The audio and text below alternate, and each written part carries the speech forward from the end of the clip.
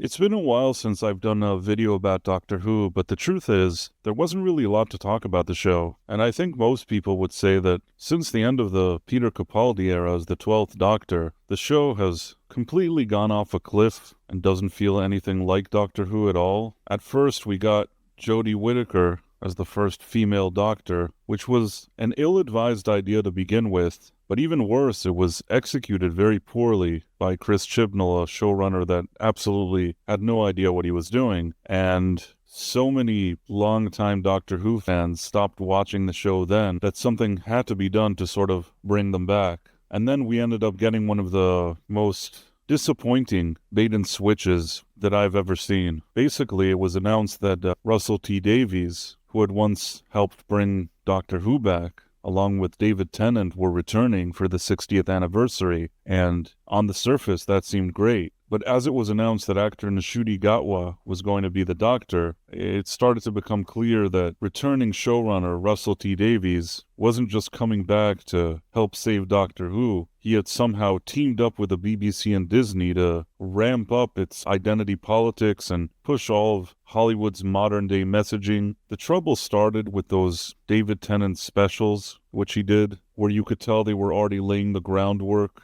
saying that he likes dudes, introducing us to a character who was a Transformer child. A lot of things that just felt very heavy-handed. And even when Ncuti Gatwa was first announced as the Doctor, I was happy to give him a chance. It's not the fact that he's diverse or anything like that that I think is an issue. And even whatever he does in his personal life, I don't consider that an issue. The problem is, how would he play the Doctor? I mean, for example, Sir Ian McKellen has his own preferences in his personal life, but when he's on screen playing a character, he's on screen playing that character. His personal life isn't applied to characters like Gandalf or Magneto. He understands the difference between his personal life and his professional life. But with Ncuti Gatwa, two things happened. On the one hand, he was hired not because he happens to be diverse and gay, because they specifically wanted him that way, meaning Russell T Davies, along with the BBC and Disney, had an agenda that they now wanted the Doctor, who was never presented this way, to be an LG character. And I don't think that that has been sitting very well with fans, and I think that that applies for fans of all preferences, really. And I'm sure that all these awful ratings that the show's been getting since the casting of Ncuti Gatwa, which I think are somehow worse than the ones that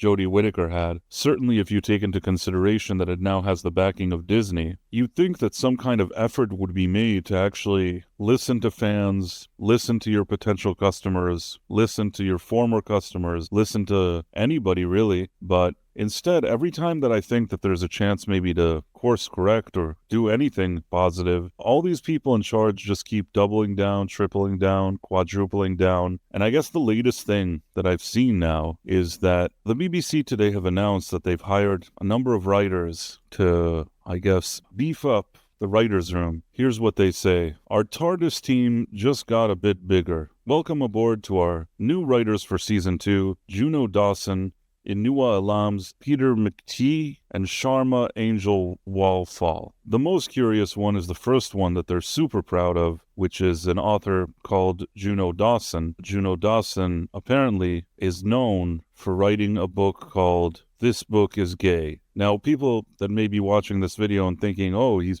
just telling a joke now. No, Juno Dawson is a Transformer author, and the book that Juno Dawson is known for writing is called This Book is Gay. And now Juno Dawson is joining, or has already joined, the writer's room for Doctor Who Season 2, and the BBC just wants you to know how stunning and diverse they are. And, you know, I don't think people would even be paying attention or so obsessed with every detail, but at this point, this entire show, the BBC, Disney, Doctor Who, Russell T Davies, Ncuti Gatwa, it's all like a parody of itself. You already can't believe that this is real life. It sounds like something that other fans would tell me is happening as a joke, and we'd all kind of chuckle because of how agenda-driven the show has become. But at the end of the day, no joke that we can come up with, no parody, nothing we can do is as crazy as what's really happening. And needless to say, I don't think that this is what's going to save Doctor Who. I don't think that the show needed to be more gay than it already is. I just keep wondering to myself, who this show is even supposed to appeal to at this point. I mean, who is the target audience? Who are they going for? And it just stuns me every time. We had these great sci-fi franchises. We had Star Wars, we had Star Trek,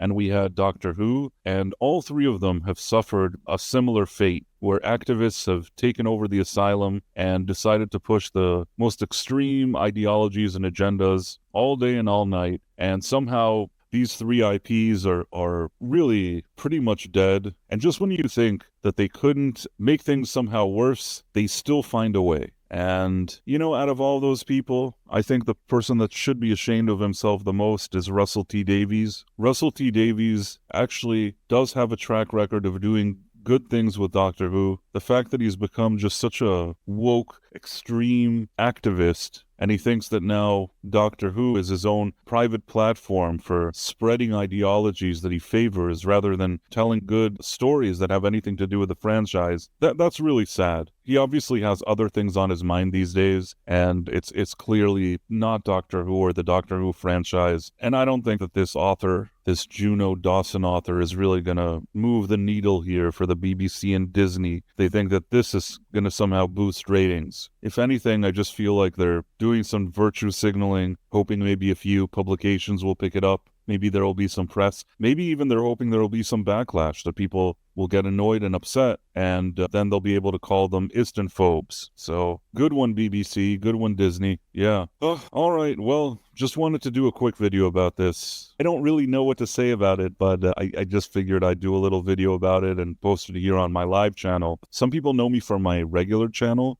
but if you're new to my live channel, this is a really good place where sometimes I just kind of share my thoughts, and there's also some cool live streams here. So if you're not already subscribed to this one, you should definitely do that. Thanks for watching, guys. Thank you, and good day.